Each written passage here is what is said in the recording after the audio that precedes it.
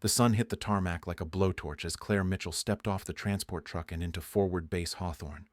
Her flight suit, dusty from the road, carried no insignia, no patches, no rank. Just her name stitched in plain black thread, barely visible under a layer of grit. Pilots in mirrored sunglasses leaned against a Humvee, watching her approach with smirks curling at the corners of their mouths. One of them nudged the other and muttered something she didn't catch, but the laughter carried. She adjusted the strap on her gear pouch, said nothing, and kept walking. The air buzzed with the familiar chaos of rotor blades spinning up, engines screaming to life, and clipped commands shouted over comms. Claire moved through it like someone used to the noise but not expecting a welcome. She passed a crew chief who looked her up and down before pointing silently toward the admin tent. Her boots hit the concrete with steady, unhurried steps. Behind her, someone called out in a fake sweet tone, asking if she was there to take inventory. Another voice chimed in, asking if she knew which way was the break room. She didn't stop or respond. At the far edge of the flight line, just beyond the last shadow cast by the maintenance hangar, Claire paused. The wind kicked up a cloud of dust that swirled around her legs and lifted the edge of her sleeve, revealing a small, worn leather logbook tucked tight under her arm. She looked toward the helicopters, her expression unreadable. The laughter behind her faded into the engine noise, but her silence remained sharp. Whatever they thought she was, whatever they assumed about her role, they hadn't seen anything yet. And she wasn't here to convince them. She was here to watch, to listen, and when the time came, to act. Claire Mitchell didn't look like someone meant to stand out. She wore her flight suit like it was part of her skin, worn in and practical. The fabric faded in places and dust streaked from the road. Her boots were old, but well cared for, laces, double-knotted soles, quiet on the concrete. There were no badges on her chest, no call sign stitched into the sleeve, just her name, black thread on tan canvas, and a small leather logbook always tucked under her arm. Her brown hair was pulled back in a loose knot, a few strands slipping free in the dry wind. She moved like someone used to watching more than speaking. Not timid, just measured, like she didn't want to waste a step or a word. People often mistook that for weakness. Claire had logged more flight hours than most people on that base. She'd flown combat missions overseas, medevac runs under fire, and search and rescues in impossible terrain. But none of that was written on her face or shown in her posture. 5 years earlier, a friend more like a sister had died in a crash that could have been avoided. A faulty checklist, rushed procedures, too many voices talking over the one that had seen the problem. Claire never forgot that. After that, she stepped back from active combat and focused on flight safety. Not the kind of job that made headlines, the kind of job that meant the difference between landing and not landing. She retrained, took inspections, buried herself in the numbers most people skimmed past. The military shifted her into quiet roles, technical assignments, staff work. That suited her. She didn't need spotlights. What she needed was precision. She believed in systems and, more than that, in listening to the people who weren't shouting. Her orders to Hawthorne came through official channels, but they felt off from the start. The assignment was vague. Logistics support, it said. No clear unit. No commanding officer waiting to greet her. She didn't ask questions. She'd learned a long time ago that the real purpose behind orders often showed up in the small print, the timing, or the silence. As she walked past hangars full of machines she could fly with her eyes closed, no one offered a salute. No one asked her rank. A few didn't even look at her. It was like she was invisible unless someone needed to make a joke. She kept her shoulders straight and her voice low. She answered when spoken to and didn't correct them when they assumed she was a glorified desk clerk. That suited her too. The truth was, Claire was gathering more than numbers. She was observing. Not just aircraft, but people. How they moved, how they treated each other, how they treated the rules when no one important seemed to be watching. In her room at night, she'd go over every note from the day. She didn't just log tail numbers and maintenance updates. She recorded habits, reactions, small red flags. She connected dots where others saw random scribbles. Her sense of duty was quiet, but sharp. It had carried her through bad weather, long nights, and missions that most people would have walked away from. She didn't need praise.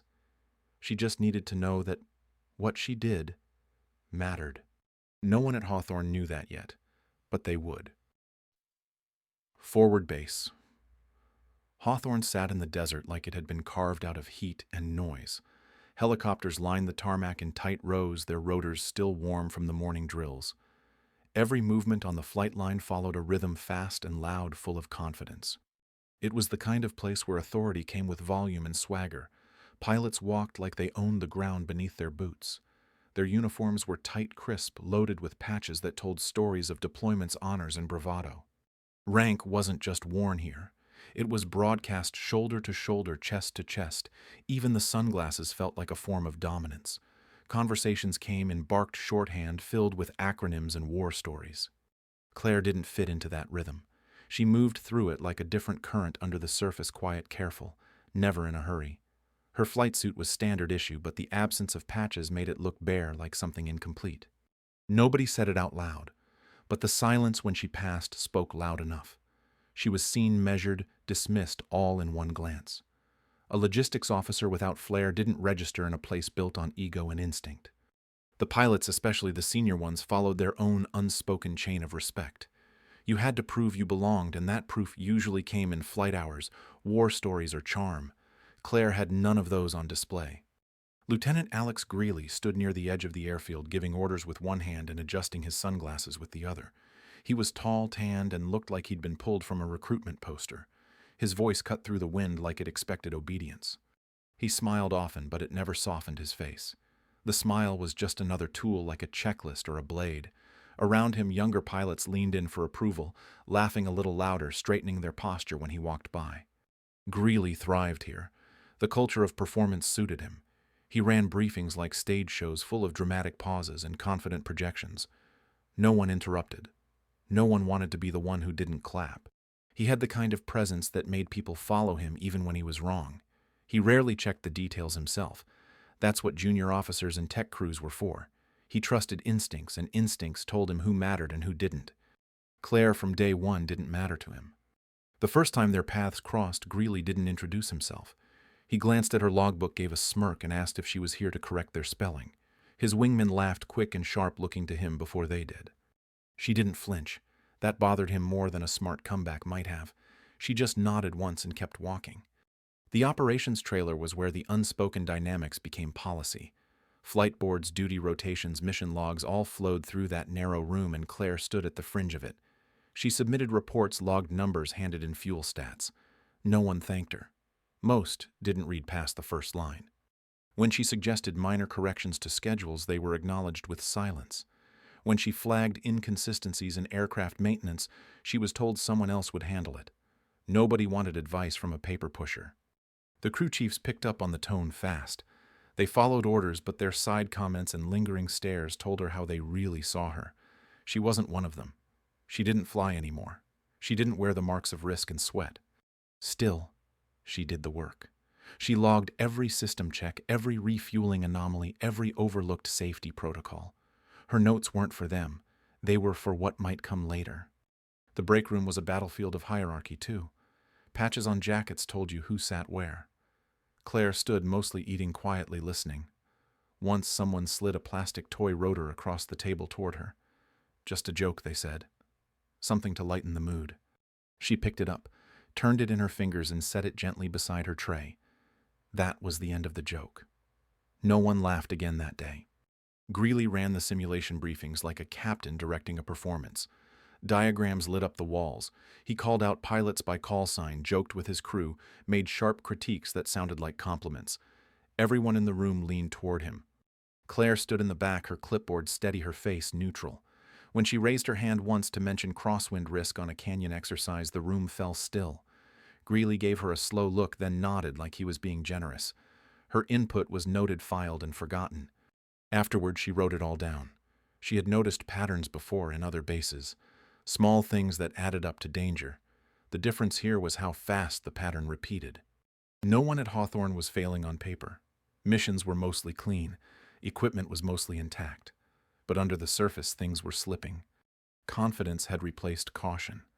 Performance had replaced process. Claire saw it in the way checklists were skipped, how briefings ended in applause, how warnings turned into punchlines. The problem wasn't the noise. It was the silence around people like her.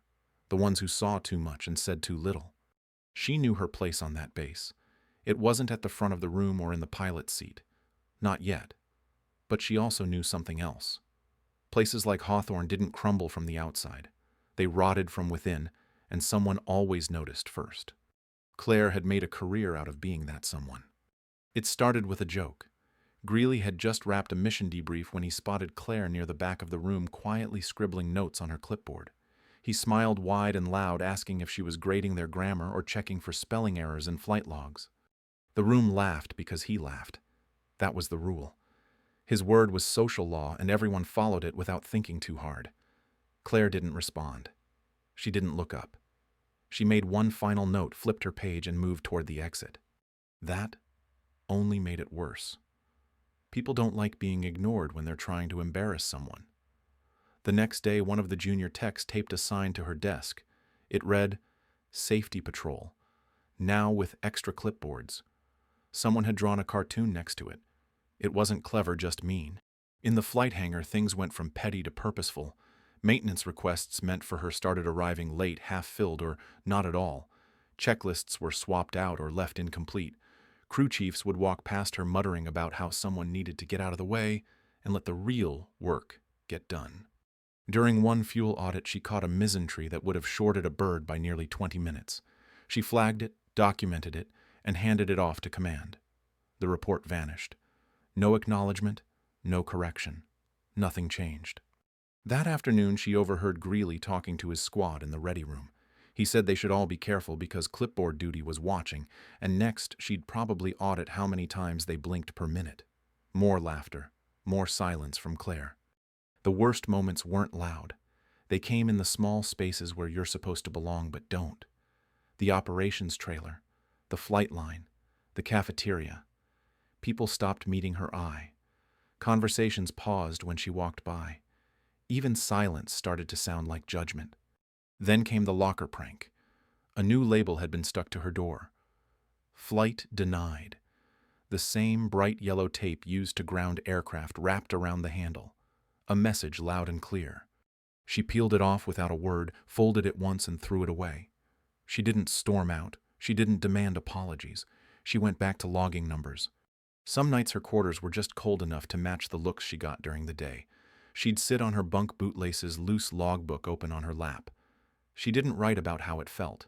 She wrote what she saw, what she heard, the details that others missed because they were too busy laughing.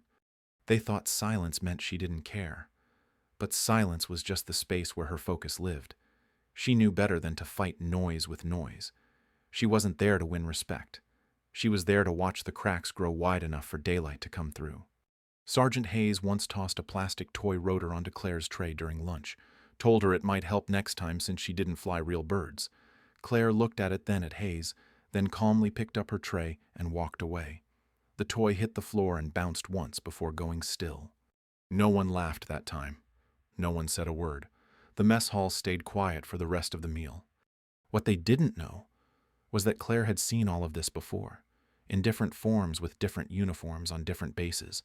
This kind of culture always left fingerprints, and she was there to collect them. She had more than data now. She had proof, not just of mistakes in logbooks, but of something deeper, a refusal to listen, a fear of being questioned, a culture that confused charisma for competence and saw correction as a threat.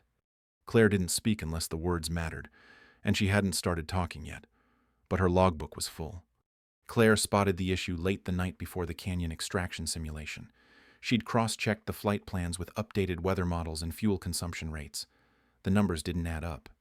She ran them again. Same result. If the crosswinds shifted even slightly, the tailbird would burn too much fuel on the return leg.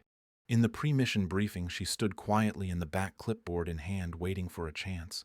Greeley paced at the front, all charm and confidence, sketching routes and calling out estimated buffers like they were facts carved in stone. Pilots nodded, scribbled notes, trusted his rhythm. When she finally raised her hand, heads turned more from surprise than interest. Greeley hesitated, then gestured like he was indulging her. She spoke clearly, evenly, recommending adjustments to fuel reserves or a staggered loadout. The room fell quiet. Greeley gave her a polite smile that didn't reach his eyes. He said her comment would be added to the what-if file and moved on without another word. No one else spoke. No one challenged him. Claire lowered her hand and made a note in her log. 2 hours later, the helicopters lifted into the sky in tight formation. Claire sat in the comms trailer monitoring telemetry data.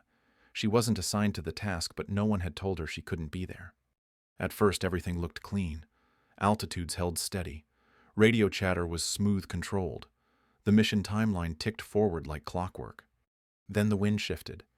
Crosswinds swept through the canyon sooner than forecasted. The tailbird began burning through fuel faster than expected. Claire saw it unfold in real time, her screen flashing marginal readings in red. The pilot's voice crackled through the feed. Fuel readings were low, requests for alternate routing. Greeley's lead aircraft slowed to compensate, which only worsened the consumption issue across the group. By the time the formation reached the turnaround waypoint, the numbers were critical. One helicopter had to break off early. Another declared simulated failure due to fuel exhaustion. Only one made it through the entire scenario. The rest limped back in silence, rotors whining against the wind. The canyon stayed quiet. No one had been rescued. The simulation ended in failure. In the debrief, no one looked at Claire. No one asked her to speak. Greeley passed her on the way out of the trailer.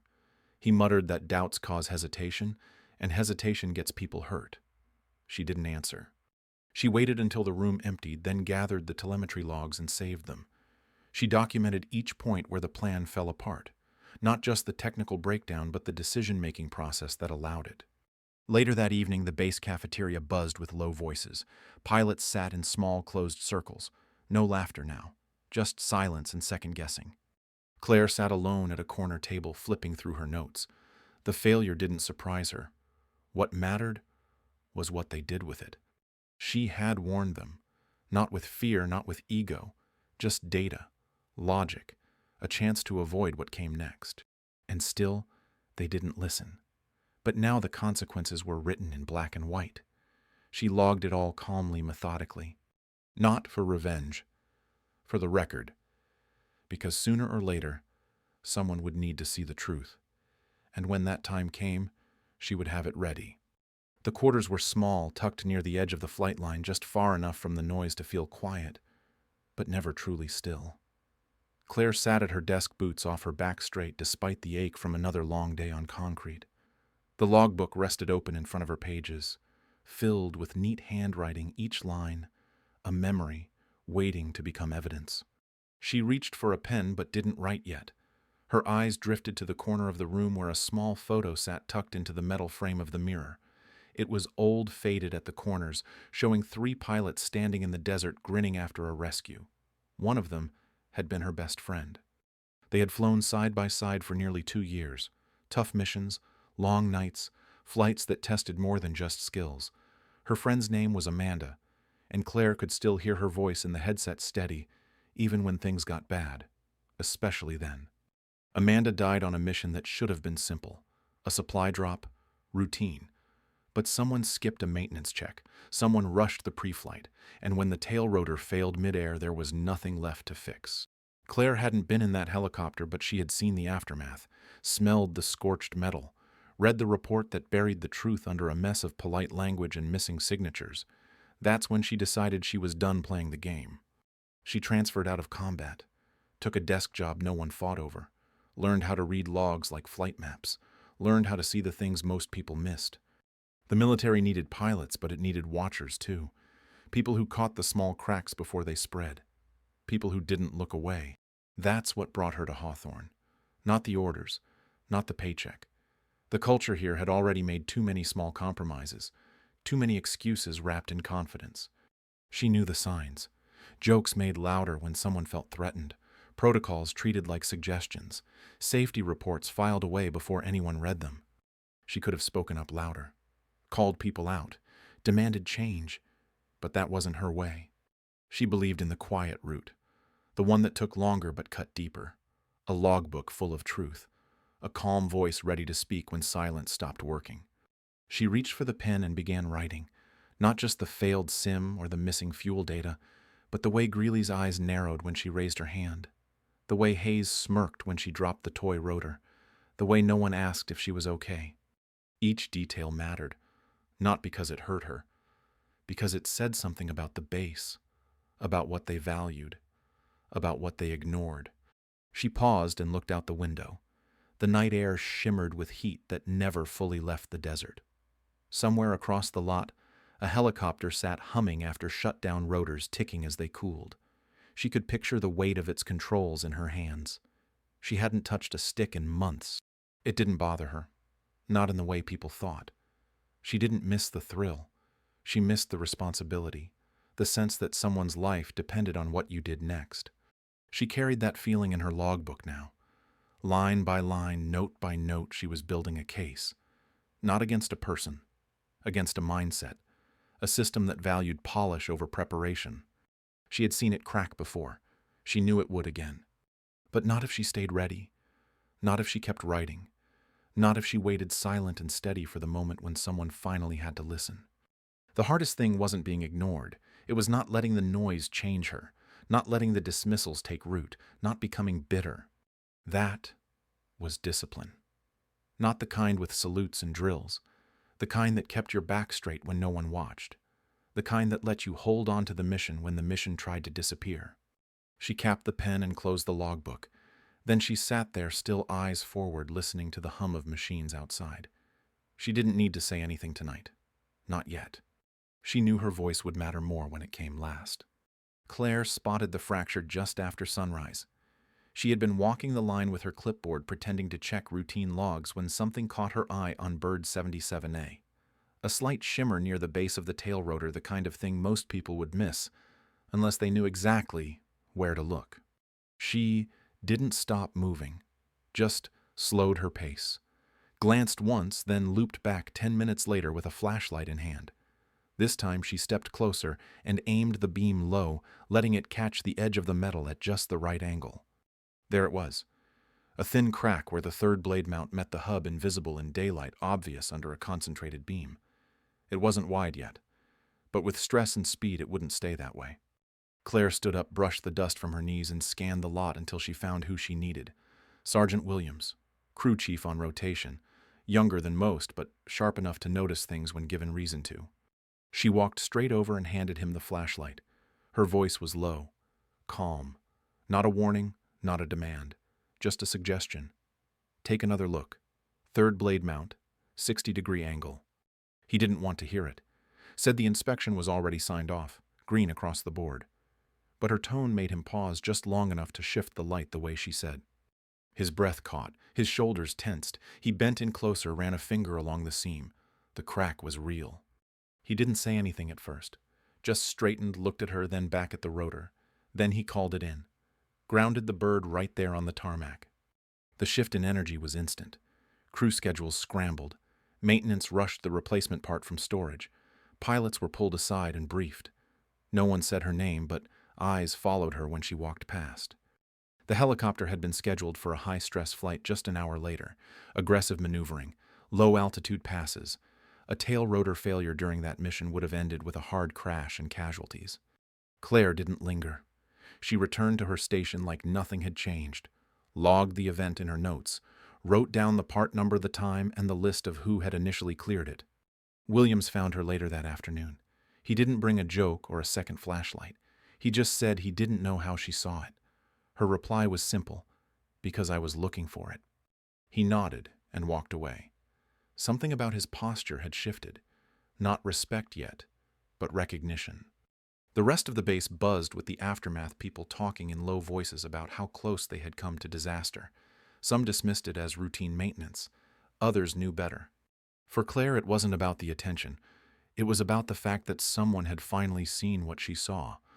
That for once, silence didn't mean nothing happened. She added a note to her log that night, not about the crack, but about the timing. How close things came to breaking, and how much had changed with one conversation held at the right moment. It wasn't a victory, but it was movement. And in a place like Hawthorne, that was rare. She kept her head down, knowing the real test hadn't come yet. But when it did, she'd be ready. The smoke turned the sky orange by mid-afternoon. Radio chatter from ground units came in ragged and fast. 20 firefighters were trapped near a ridge where the flames had shifted direction, cutting off their only exit. The wind was brutal, gusting hard across the ridgeline, carrying ash and heat like a wave. Pilots scrambled in the command tent, staring at flight paths that no longer meant anything. Every planned extraction route was now under fire. 3 helicopters had already turned back. 1 lost visibility. Another suffered engine strain from heat distortion. No one wanted to be the next to try. Claire stood at the edge of the tent, silent listening. Her logbook was nowhere in sight. She wore her flight suit zipped up to the collar, a headset hanging from one shoulder. She didn't wait for permission. She spoke clearly. The old Black Hawk sitting near the refueling tanks was ready. It hadn't flown in months. But she'd read every maintenance report, and she knew it was the only bird that hadn't been stretched thin from earlier runs. Someone laughed at first, then stopped when they realized she wasn't joking. No one volunteered to join her. She grabbed the flight bag, double-checked the weight margins, and headed for the pad. The sun was low and angry behind a curtain of smoke. The rotor blades on the Black Hawk groaned as they spun up, slow at first, then faster. A ground officer ran out to stop her, shouting that the risk was too high. Claire paused halfway into the cockpit and said it plainly. This isn't about proving anything. It's about bringing people home. She lifted off, steady climbing slow to avoid a pressure stall. The bird rattled like it had a memory of combat, creaking through the layers of heat like a stubborn old soldier.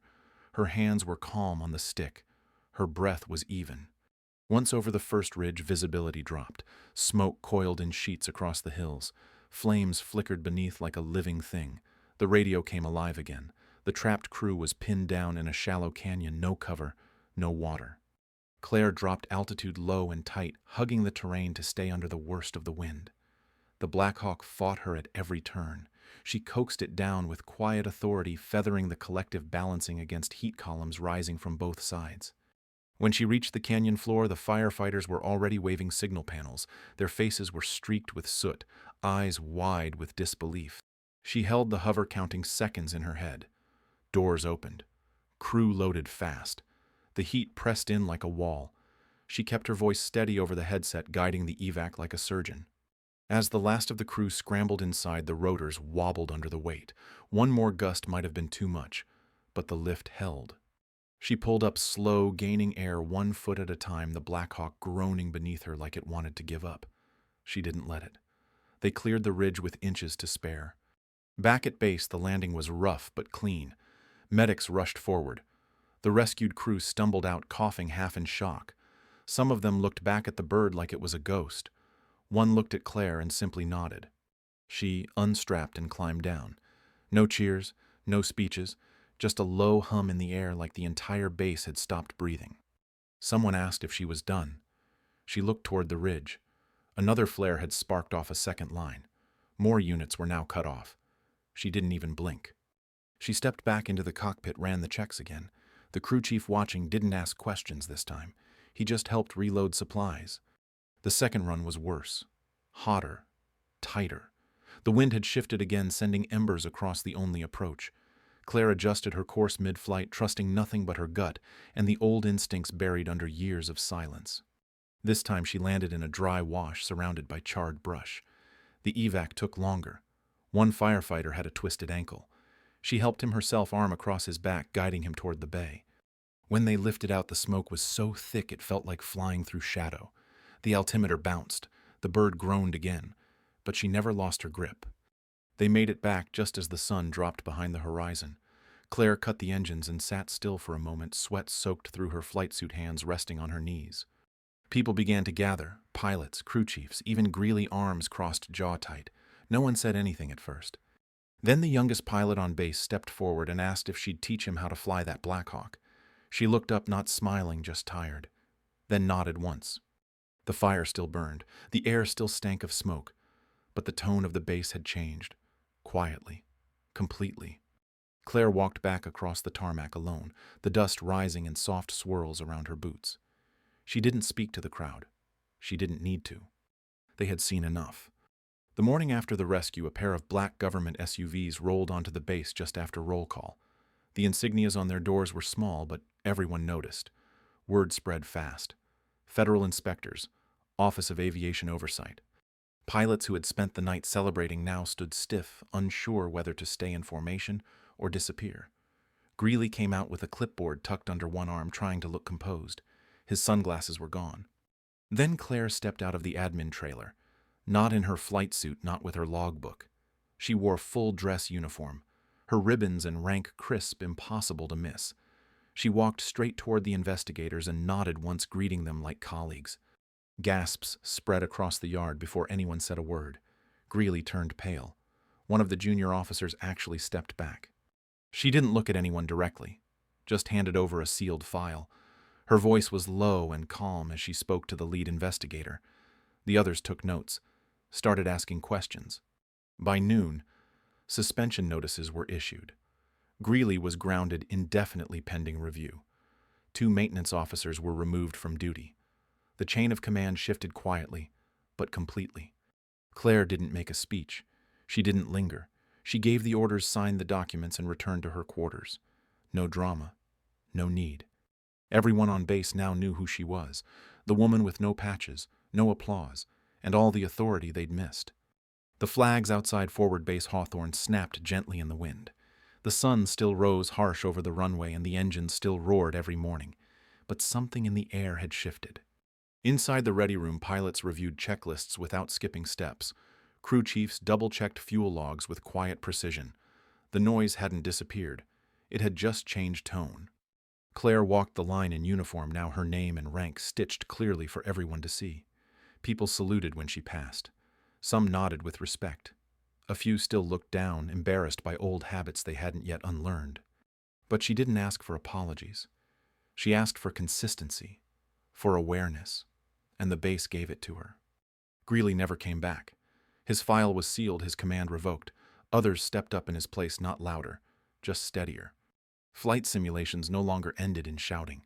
They ended in questions, in small conversations that kept people awake longer than adrenaline ever could.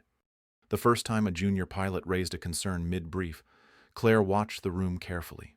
No one laughed. No one dismissed it. They wrote it down and talked it through. That was the moment she knew the base had changed. She never gave speeches. She didn't need to. What she did was simpler. She showed up. She listened. She stayed when things were uncomfortable. And she told the truth, one line at a time. Every logbook now included a new section, observations from the ground. Anyone could add to it. Everyone read it. Trust wasn't earned through rank anymore. It was earned through readiness, through being the one who watched, who caught what others missed. That idea started small. Then it spread. When the directive came through from command, Claire took her time before opening it. Her boots were up on the edge of her desk, her logbook still within reach. She already knew what it would say. She was being reassigned. Her next mission would be national, an initiative to reform aviation safety across multiple bases. She would lead it. Claire closed the file slowly. Outside, a helicopter lifted off into the clean morning air, its shadow long across the tarmac. Someone had checked that bird 3 times before it launched. The culture hadn't shifted with noise. It had shifted with patience, with consistency, with one quiet woman who had every reason to speak, but chose again and again to wait for the moment that mattered. She stepped outside, the sun warm on her shoulders. A new pilot saluted her with a straight spine and clear eyes. Claire returned the gesture with a small nod.